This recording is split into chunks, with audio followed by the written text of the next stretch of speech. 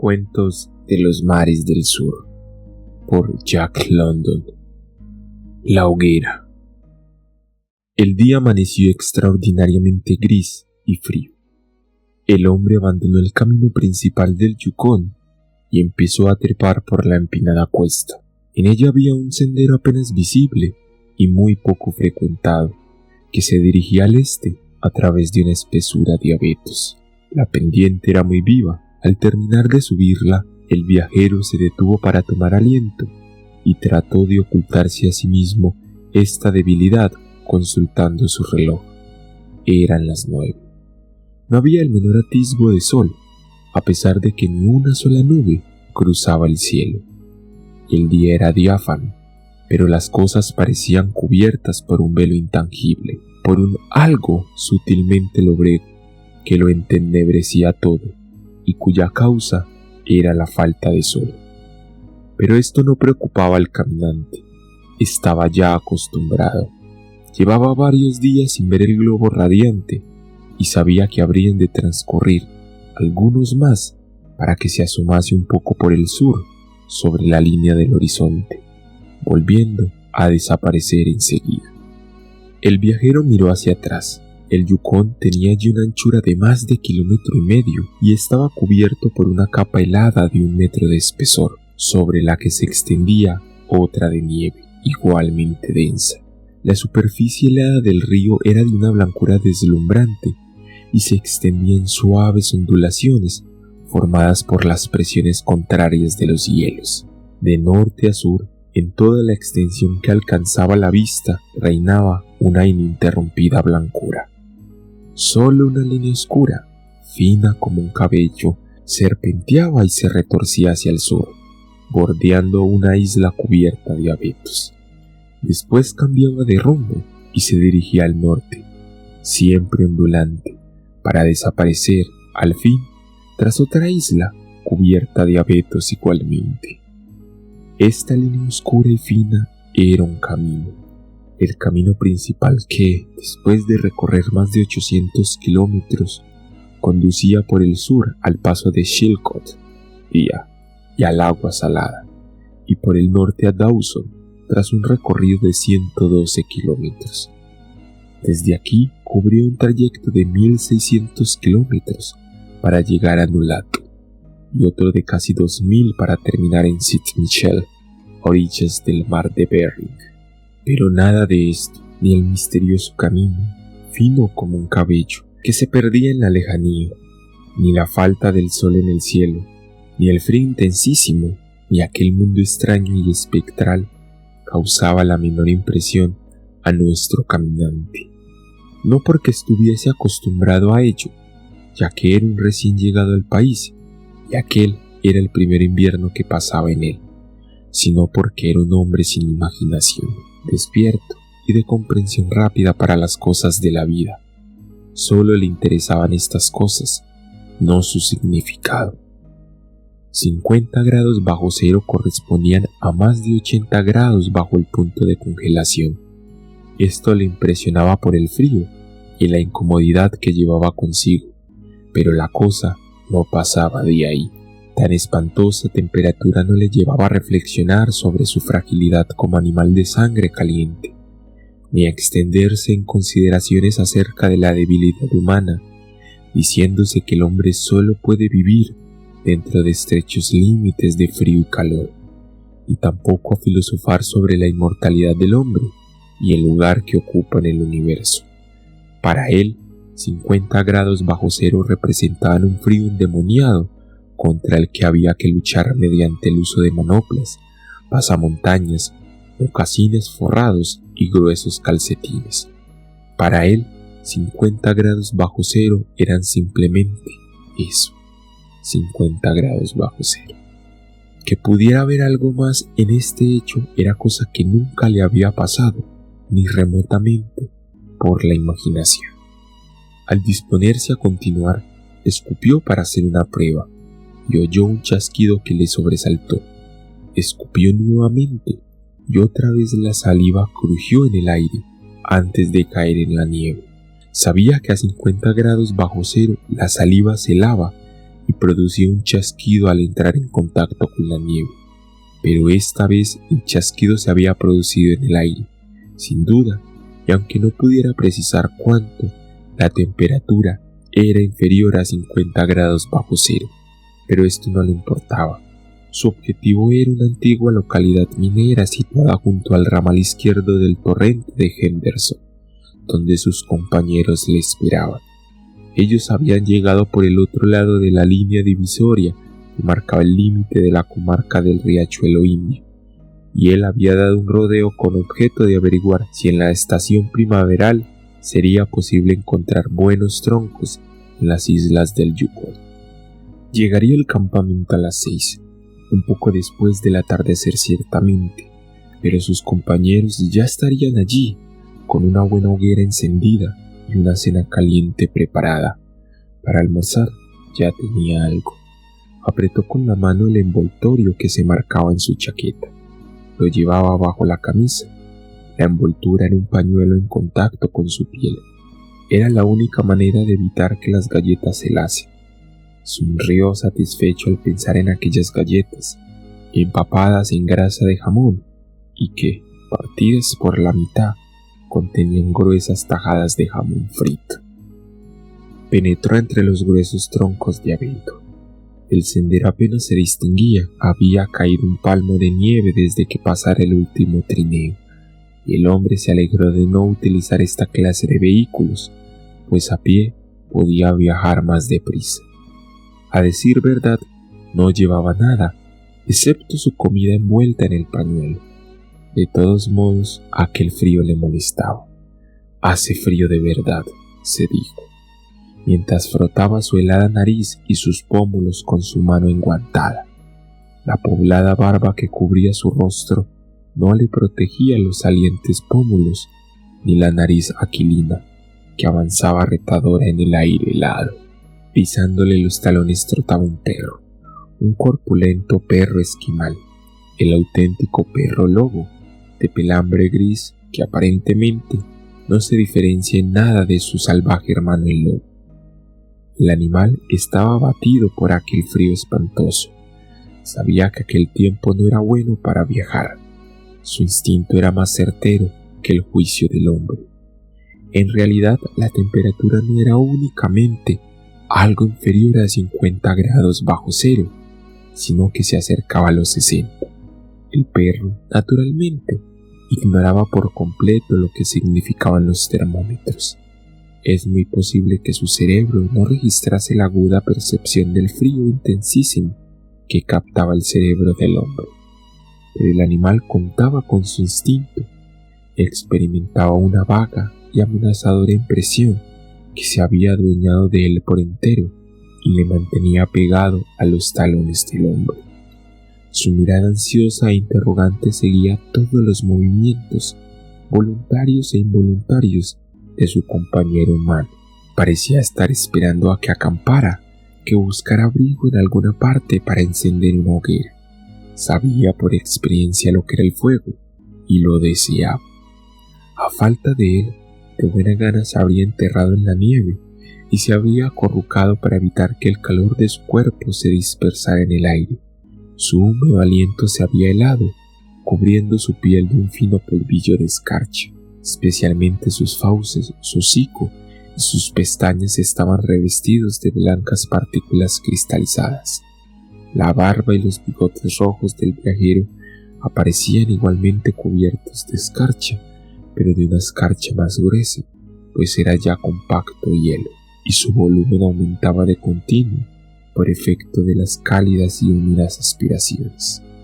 Además, el hombre mascaba tabaco, y el bozal de hielo mantenía sus labios tan juntos que, al escupir, no podía expeler la saliva a distancia.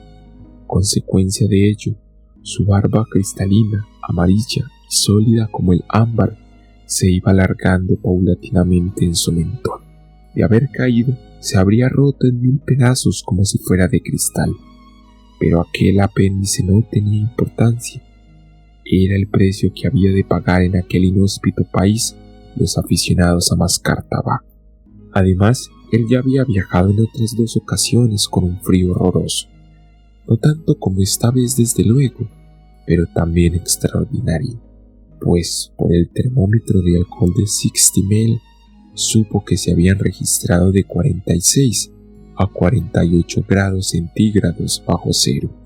Recorrió varios kilómetros a través de la planicie cubierta de bosque, cruzó un amplio llano cubierto de flores negruzcas y descendió por una viva pendiente hasta el lecho helado de un arroyuelo. Estaba en el torrente de Henderson y sabía que le faltaba 16 kilómetros para llegar a la confluencia. Consultó nuevamente su reloj. Eran las 10. Avanzaba a casi 6,5 kilómetros por hora y calculó que llegaría a la bifurcación a las 12:30. Decidió almorzar cuando llegase para celebrarlo. El perro se pegó de nuevo a sus talones, con la cola hacia abajo. Tanto era su desaliento. Cuando el viajero siguió la marcha por el lecho del río, los surcos de la vieja pista de trineo se veían claramente, pero más de un palmo de nieve cubría las huellas de los últimos hombres que habían pasado por allí. Durante un mes nadie había subido ni bajado por aquel arroyuelo silencioso. El hombre siguió avanzando resueltamente. Nunca sentía el deseo de pensar, y en aquel momento sus ideas eran sumamente vagas, que almorzaría en la confluencia y que a las 6 ya estaría en el campamento, con sus compañeros. Eso era lo único que aparecía con claridad en su mente. No tenía nadie con quien conversar, y aunque lo hubiese tenido, no habría podido pronunciar palabra, pues el bozal de hielo le sellaba la boca. Por lo tanto, siguió mascando tabaco monótonamente mientras aumentaba la longitud de su barbambarín. De vez en cuando pasaba por su cerebro la idea de que hacía mucho frío y de que él jamás habría sufrido los efectos de una temperatura tan baja. Durante su marcha, se frotaba los pómulos y la nariz con el dorsal de su enguantada mano. Lo hacía maquinalmente, una vez con la derecha y otra con la izquierda, pero por mucho que se frotara, apenas dejaba de hacerlo los pómulos primero y poco después la punta de la nariz se le congelaba. Estaba seguro de que se le helarían también las mejillas. Sabía que esto era inevitable y se recriminaba por no haberse cubierto la nariz con una de aquellas tiras que llevaba Bud cuando hacía mucho frío. Con esta protección habría resguardado también sus mejillas, pero en realidad esto no importaba demasiado. Que eran unas mejillas heladas, dolían un poco desde luego, pero la cosa no tenía nunca complicaciones graves. Por vacío de pensamiento que estuviese, el hombre se mantenía alerta y vigilante. Así pudo advertir los cambios que sufría el curso del riachuelo, sus curvas, sus meandros, los montones de leña que la obstruían. Al mismo tiempo, miraba mucho dónde ponía los pies. Una vez, al doblar un recodo y un respingo, como un caballo asustado, se desvió del camino que seguía y retrocedió varios pasos. El arroyo estaba helado hasta el fondo. Ningún arroyo podía contener agua en aquel invierno ártico, pero el caminante sabía que en las laderas del monte brotaban manantiales cuya agua discurría bajo la nieve y sobre el hielo del arroyo. Sabía también que estas fuentes no dejaban de manar, ni en las heladas más rigurosas, y en fin, no ignoraba el riesgo que suponían. Eran verdaderas trampas, pues formaban charcas ocultas bajo la lisa superficie de la nieve, charcas que lo mismo podían tener 10 centímetros que 1 metro de profundidad. A veces, una sola película de hielo de 1 centímetro de espesor se extendía sobre ella, y esta capa de hielo estaba, a su vez, cubierta de nieve. En otros casos, las capas de hielo y agua se alternaban, de modo que, perforada la primera, uno se iba hundiendo cada vez más hasta que el agua, como ocurría a veces, le llegaba a la cintura. De aquí que retrocediera, presa de un pánico repentino. Había notado que la nieve cedía bajo sus pies y seguidamente su oído había captado el crujido de la oculta capa de hielo. Mojarse los pies cuando la temperatura era tan extraordinariamente baja suponía algo tan molesto como peligroso. En el mejor de los casos le impondría una demora, pues se vería obligado a detenerse con objeto de encender una hoguera, ya que solo así podría quitarse los mocasines y los calcetines para ponerlos a secar, permaneciendo con los pies desnudos. Se detuvo para observar el lecho del arroyo y sus orillas. Llegó a la conclusión de que el agua venía por el lado derecho. Reflexionó un momento mientras se frotaba la nariz y las mejillas, y seguidamente se desvió hacia la izquierda, pisando cuidadosamente, asegurándose de la firmeza del suelo a cada paso que daba. Cuando se hubo alejado de la zona peligrosa, se echó a la boca una nueva porción de tabaco y prosiguió su marcha de 6,5 kilómetros por hora. En las 2 horas siguientes de viaje se encontró con varias de aquellas fosas invisibles. Por regla general, la nieve que cubría las charcas ocultas formaba una depresión y tenía un aspecto granuloso que anunciaba el peligro. Sin embargo, por segunda vez se salvó el viajero por milagro de una de ellas. En otra ocasión, presintiendo el peligro, ordenó al perro que pasara adelante. El animalito se hacía el remolón y clavaba las patas en el suelo cuando el hombre le empujaba. Al fin, viendo que no tenía más remedio que obedecer, se lanzó como una exhalación a través de la blanca y lisa superficie. De pronto se hundió parte de su cuerpo, pero el animal consiguió alcanzar terreno más firme. Tenía empapadas las patas delanteras y el punto de agua que le cubría se convirtió en hielo. Inmediatamente empezó a ladrar, haciendo esfuerzos desesperados por fundir la capa helada. Luego se echó en la nieve y procedió a arrancar con los dientes los menudos trozos de hielo que habían quedado entre sus dedos. El instinto le impulsaba a obrar así, pues sus patas se llagarían si no las despojaba de aquel hielo. El animal no podía saber esto y se limitaba a dejarse llevar por aquella fuerza misteriosa que surgía de las profundidades de su ser. Pero el hombre estaba dotado de razón y lo comprendía todo. Por eso se quitó el guante de la mano derecha y ayudó al perro en la tarea de quitarse aquella partícula de agua helada. Ni siquiera un minuto tuvo sus dedos expuestos al aire, pero de tal modo se le entumecieron que el hombre se quedó pasmado al mirarlos, lanzando un gruñido. Se apresuró a calzarse el guante y al punto empezó a golpear furiosamente su helada mano contra su pecho. A las 12 el día alcanzaba allí su máxima luminosidad. A pesar de que el sol se hallaba demasiado hacia el sur en su viaje invernal rumbo al horizonte que debía trasponer, casi toda la masa de la Tierra se interponía entre el astro diurno y el torrente de Henderson, región donde el hombre puede permanecer el mediodía bajo un cielo despejado sin proyectar sombra alguna. A las 2:30 en punto llegó el viajero a la confluencia. Estaba satisfecho de su marcha.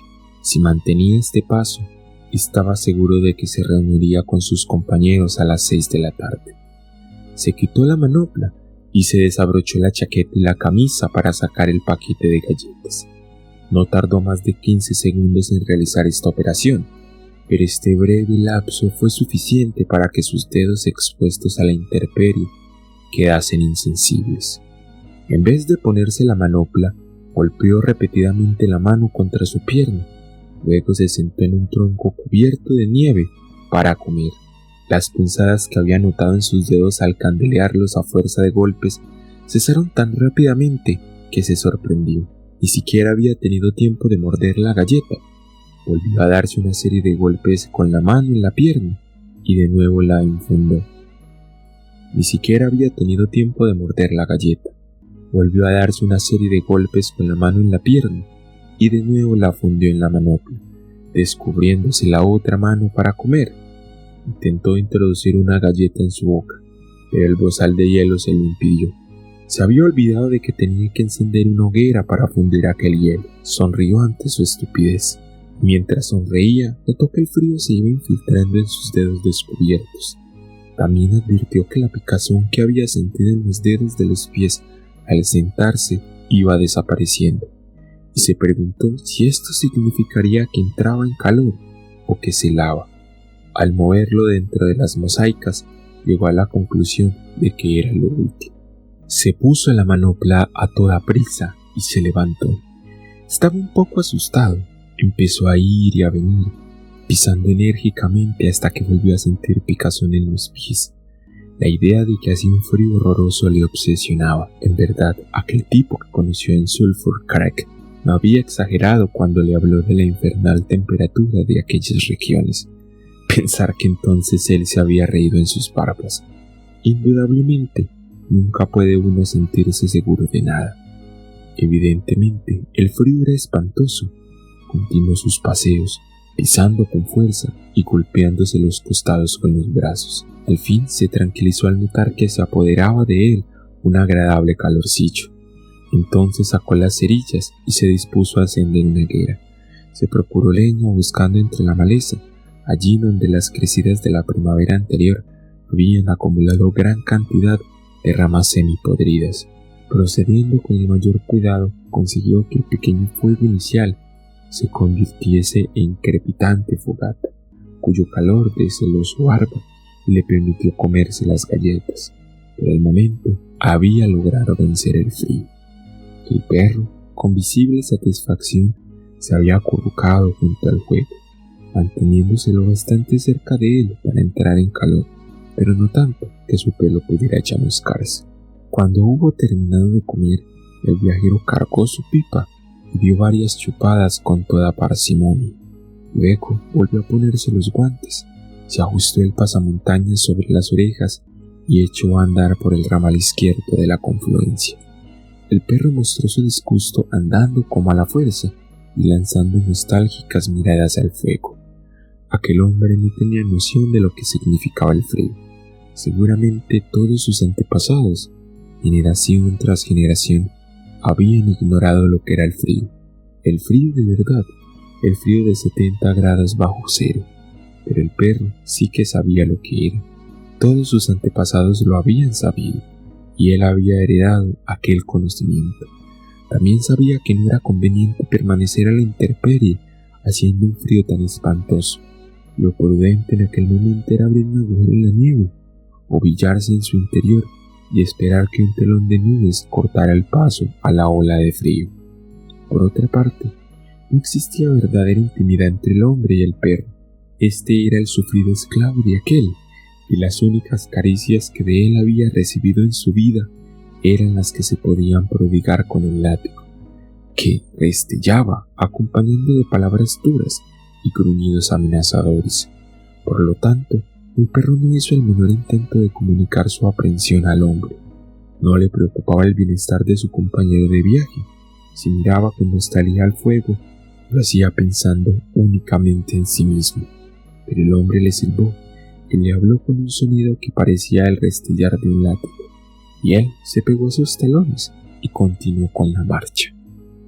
El hombre empezó de nuevo a masticar tabaco y otra vez se le formó una barba de ámbar. Entretanto, su aliento húmedo volvía a cubrir rápidamente sus bigotes, sus cejas, sus pestañas y un blanco polvillo. En la bifurcación izquierda de Henderson no parecía haber tantos manantiales, pues el hombre ya llevaba media hora sin descubrir el menor rastro de ellos. Y entonces sucedió lo inesperado. En un lugar que no mostraba ninguna señal de sospecha, donde la nieve suave y lisa hacía pensar que el hielo era sólido debajo de ella, el hombre se hundió, pero no muy profundamente. El agua no le había llegado a las rodillas cuando consiguió salir de la trampa, trepando a terreno firme. Montó en cólera y lanzó una maldición.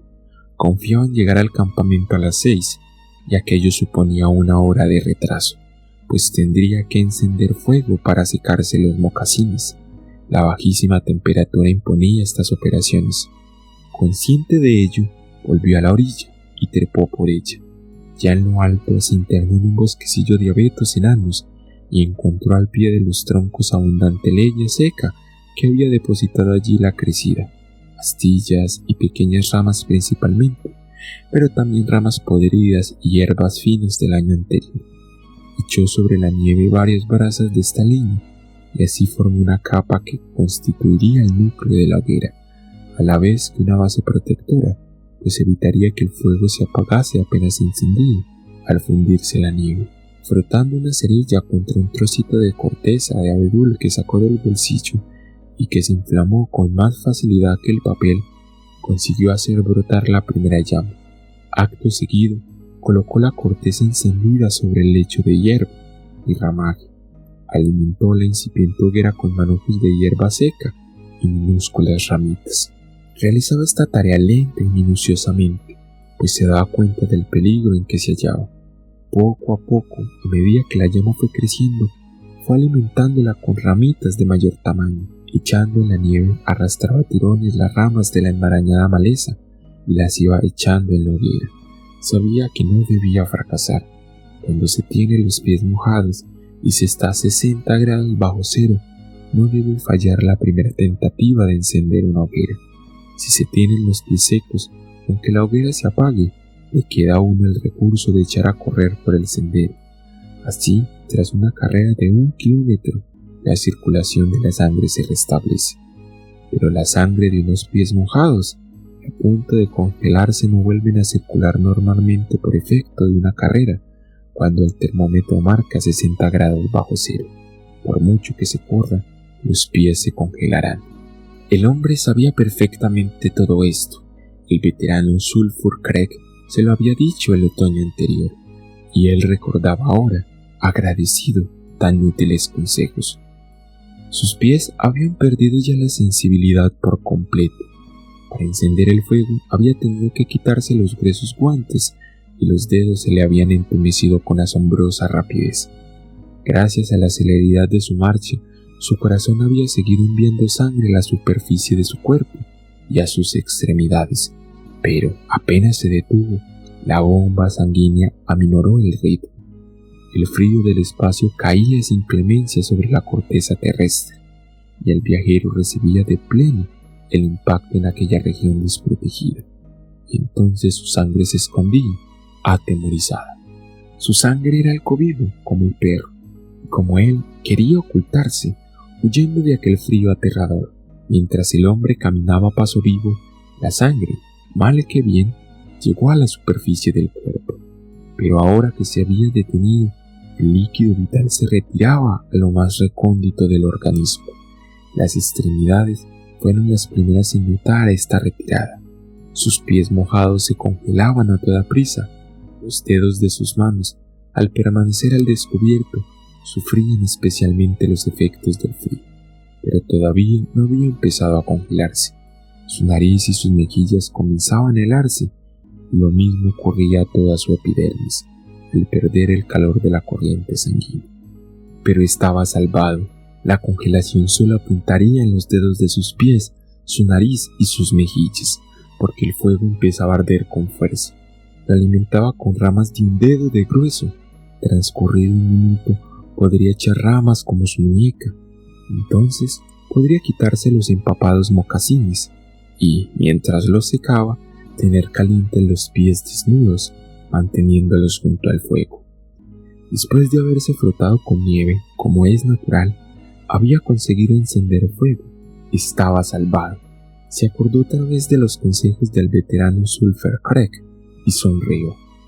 Este hombre le había advertido que no debía viajar solo por el Klondike cuando el termómetro estuviese a menos de 50 grados bajo cero. Era una ley.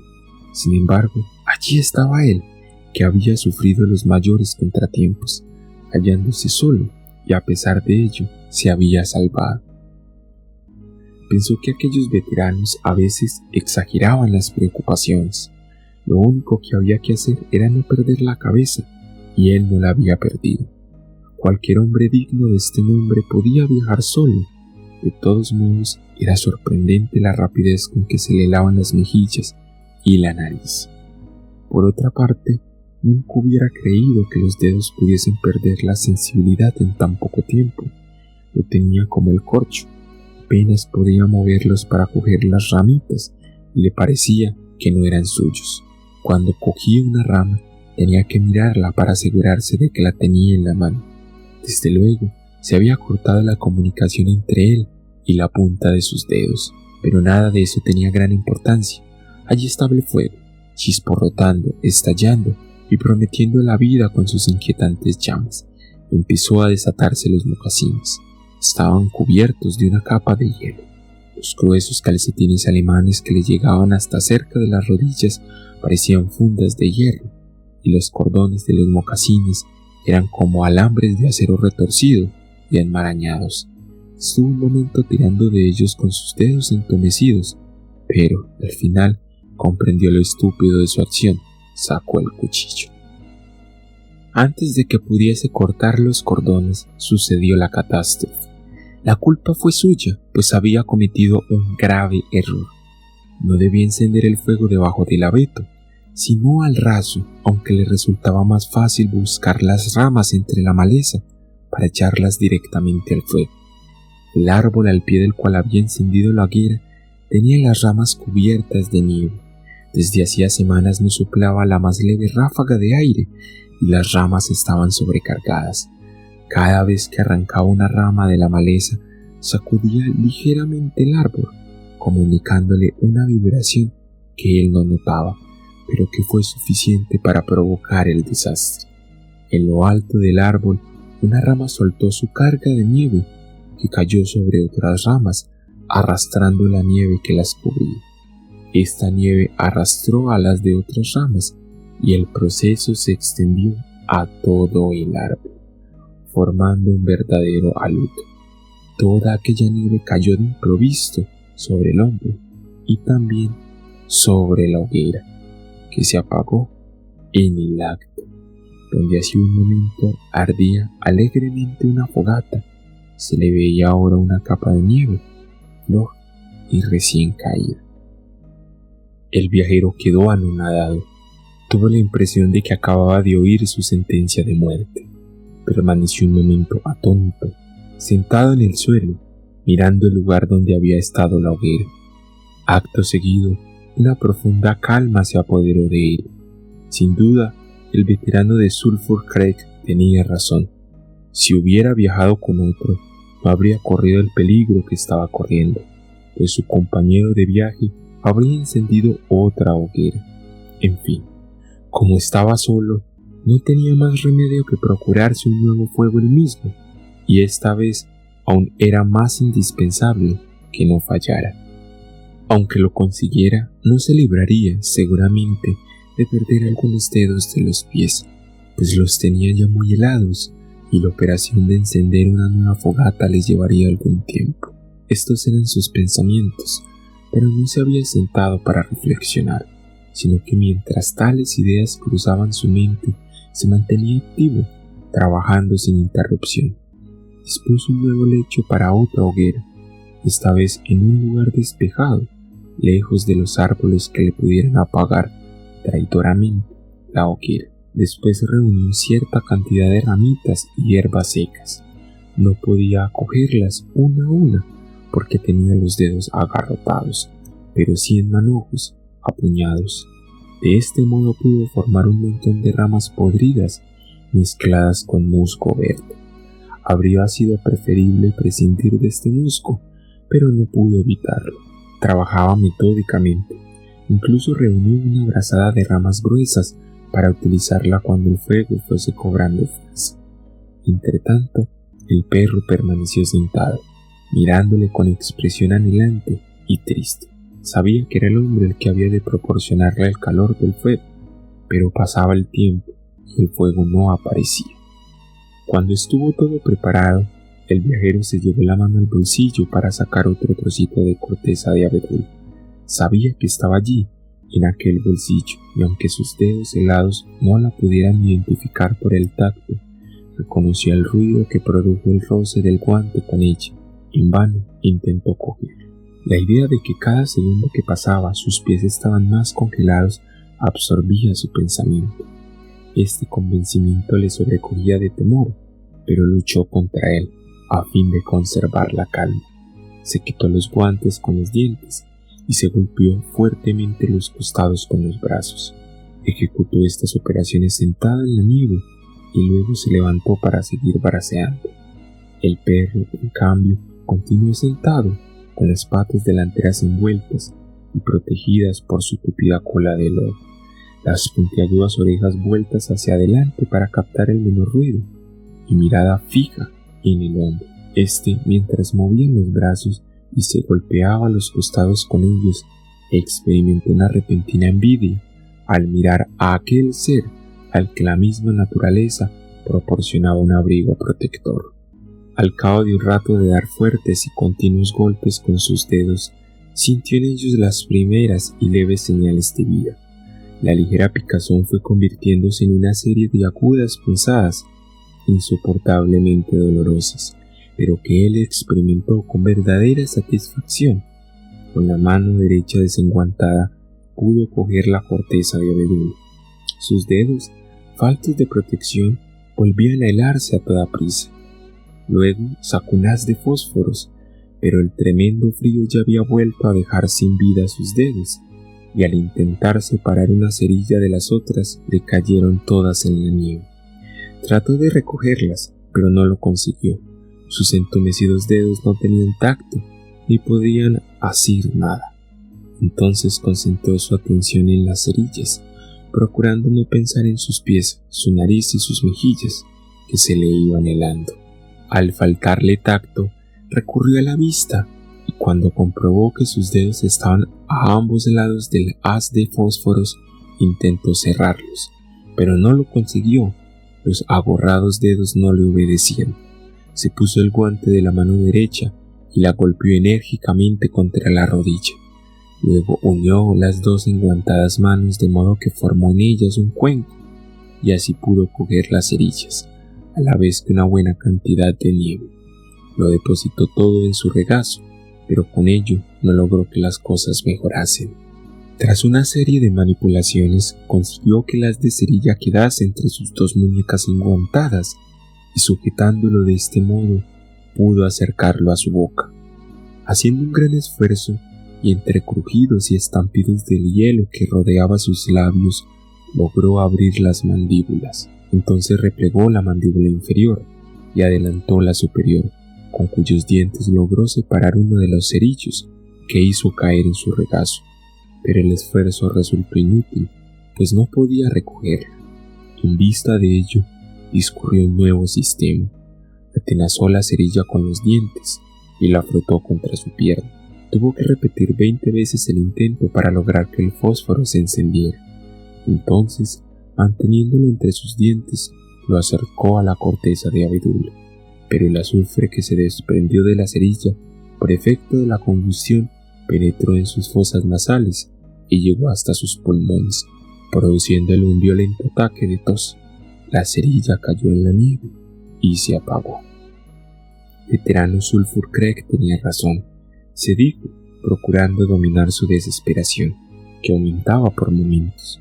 Cuando la temperatura es inferior a 50 grados bajo cero, no se puede viajar. Se golpeó las manos una contra otra, pero no consiguió despertar en ellas sensación alguna. De súbito, se quitó los guantes con los dientes y apresó torpemente el haz de cerilla con sus manos insensibles, que pudo apretar una contra otra con fuerza, gracias a que los músculos de sus brazos no se habían helado. Una vez hubo sujetado así el manojo de cerillas, lo frotó contra su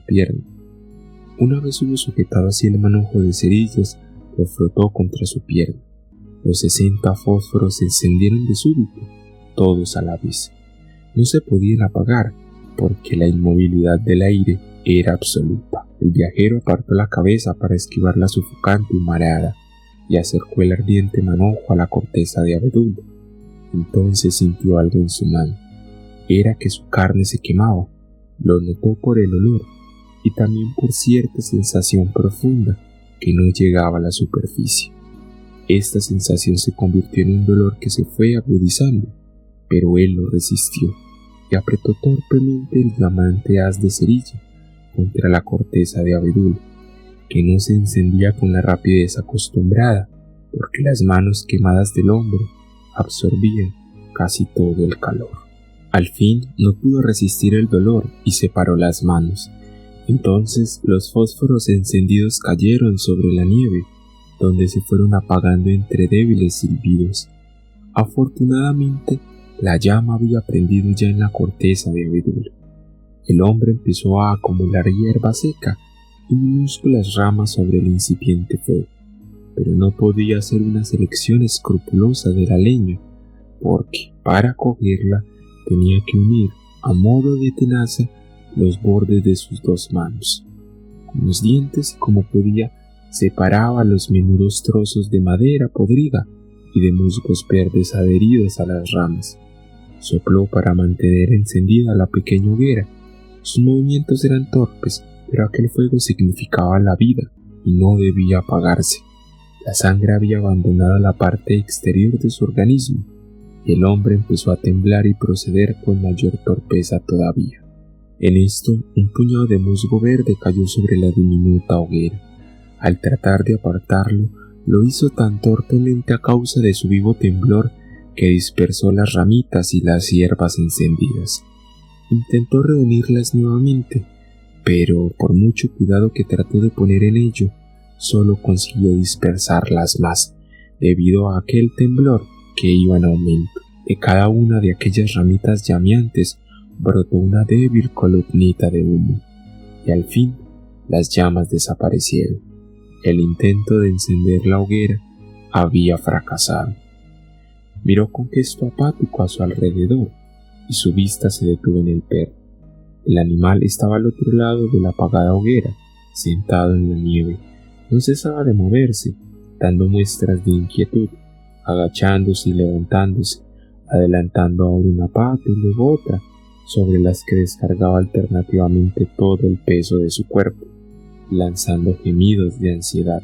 Al verlo, brotó una siniestra idea en el cerebro del hombre. Recordó la historia de un viajero que, sorprendido por una tempestad de nieve, mató a un buey para meterse en su cuerpo, cosa que hizo, logrando salvar su vida. Se dijo que podía matar al perro para introducir sus manos en el cuerpo cálido del animal y así devolverles la vida. Entonces podría encender otra hoguera. Le llamó, pero en su voz había un matiz tan extraño, tan nuevo para el perro, que el pobre animal se asustó. Allí había algo raro, un peligro que la bestia, con su penetrante instinto, percibió. No sabía qué peligro era, pero algo ocurrió en algún punto de su cerebro que despertó en él una instintiva desconfianza hacia el dueño. Al oír su voz, bajó las orejas y sus gestos de inquietud se acentuaron, mientras seguía levantando y bajando las patas delanteras. Al ver que no acudía a su llamada, el viajero avanzó a gatas hacia él, insólita postura que aumentó el recelo del animal y le impulsó a retroceder paso a paso. El hombre se sentó en la nieve y trató de dominarse. Se puso los guantes con ayuda de los dientes y se levantó. Tuvo que mirarse los pies para convencerse de que se sostenía sobre ellos, pues era tal la insensibilidad de sus plantas que no podía notar el contacto con la tierra. Al verle de pie, las telarañas de la sospecha que se habían tejido en el cerebro del can empezaron a dispararse, y cuando el hombre le llamó enérgicamente, con voz que restalló como un látigo, él obedeció como de costumbre y se acercó a su amo. Al tenerlo a su alcance, el hombre perdió la cabeza, tendió súbitamente los brazos hacia el perro y experimentó una profunda sorpresa al descubrir que no podía sujetarlo con las manos, que sus dedos insensibles no se cerraban. Se había olvidado que tenía las manos congeladas y se le iban helando cada vez más. Un rápido movimiento, y antes de que el animal pudiese huir, le rodeó el cuerpo con los brazos.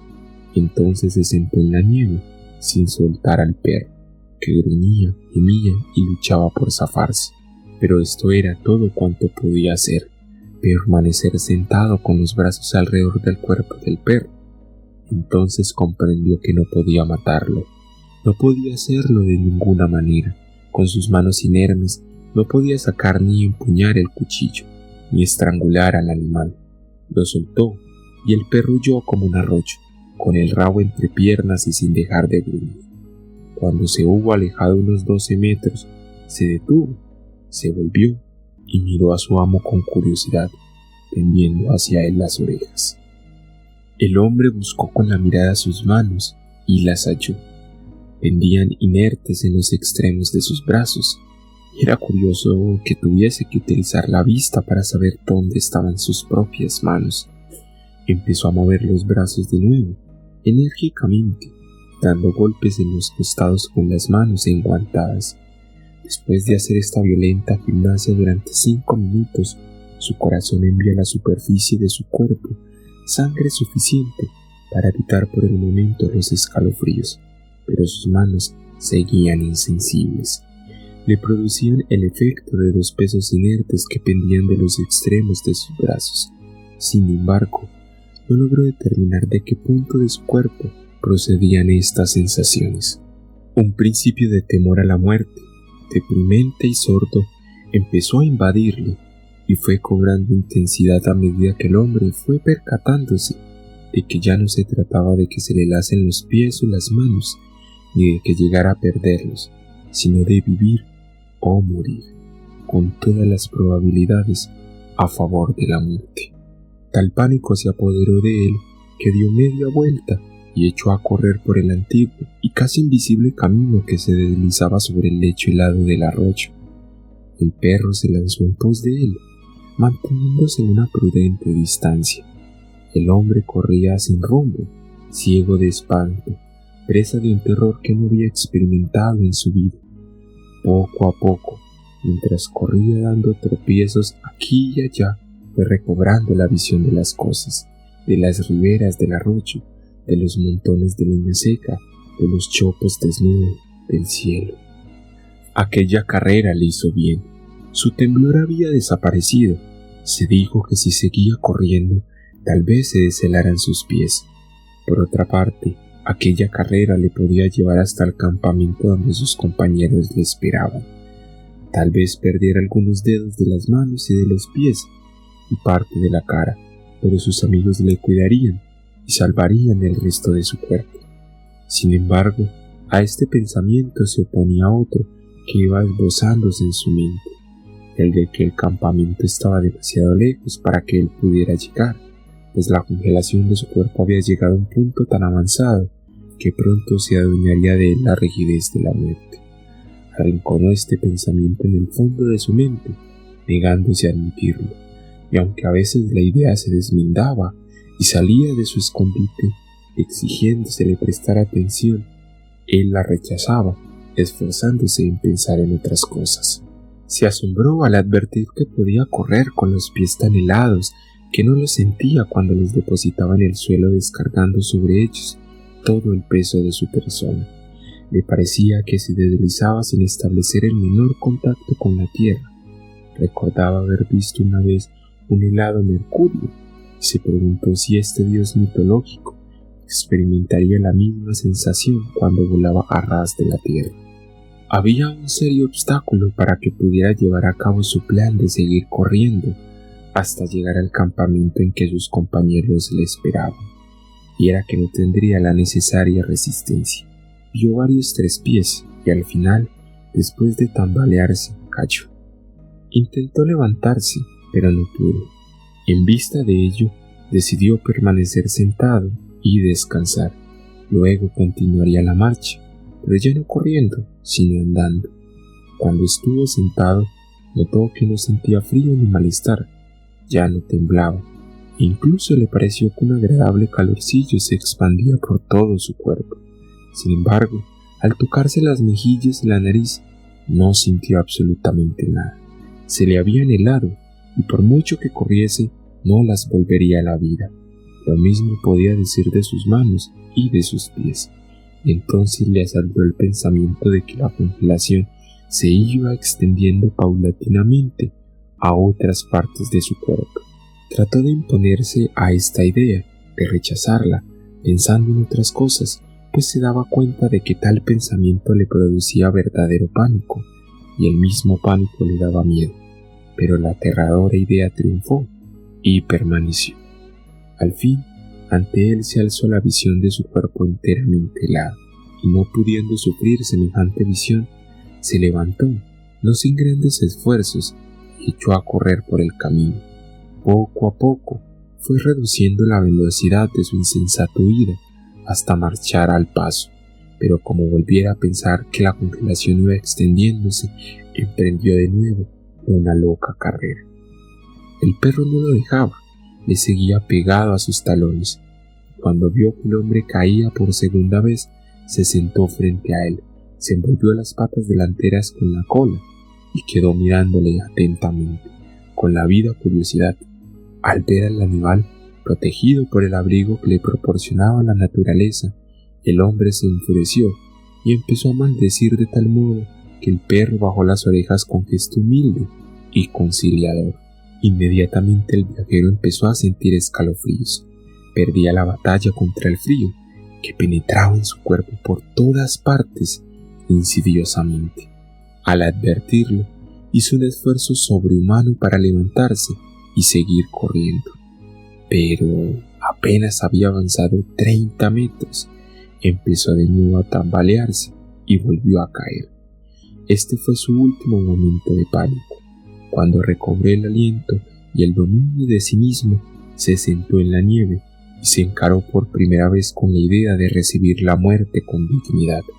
Pero él no se planteó la cuestión en estos términos, sino que se limitó a pensar que había hecho el ridículo al correr de un lado a otro alocadamente, como una gallina decapitada. Este fue el símil que se le ocurrió, ya que nada podía impedir que muriese congelado.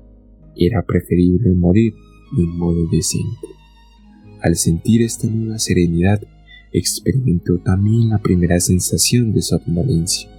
Lo mejor que puedo hacer, se dijo, es echarme a dormir y esperar así la llegada de la muerte. Le pareció que había tomado un anestésico. Morir helado no era, al fin y al cabo, tan malo como algunos creían. Había otras muertes mucho peores. Se imaginó a sus compañeros en el momento de encontrar su cadáver al día siguiente. De súbito le pareció que estaba con ellos, que iba con ellos por el camino, buscándolo. El grupo dobló un recodo, y entonces el hombre se vio a sí mismo tendido en la nieve con la rigidez de la muerte. Estaba con sus compañeros contemplando su propio cadáver. Por lo tanto, su cuerpo ya no le pertenecía. Aún pasó por sus pensamientos la idea del tremendo frío que hacía. Cuando volviese a los Estados Unidos podría decir lo que era el verdadero frío. Después se acordó del veterano Sulphur Craig y lo vio con toda claridad, bien abrigado y con su pipa entre los dientes. Tenías razón, amigo, tenías razón, murmuró como si realmente lo tuviese delante. Seguidamente se sumió en el sueño más dulce y apacible de su vida. El perro se sentó frente a él y esperó. El breve día iba ya hacia su ocaso en un lento y largo crepúsculo. El animal observaba que no había indicios de que el hombre fuera a encender una fogata y le extrañaba porque era la primera vez que veía a un hombre sentado en la nieve de aquel modo, sin preparar un buen fuego. A medida que el crepúsculo iba avanzando hacia su fin, el animal iba sintiendo más ávidamente el deseo de ver brotar las llamas de una hoguera. Impaciente, levantaba y bajaba las patas anteriores. Luego lanzó un suave gemido y bajó las orejas, en espera de que el hombre le riñese, pero el hombre guardó silencio.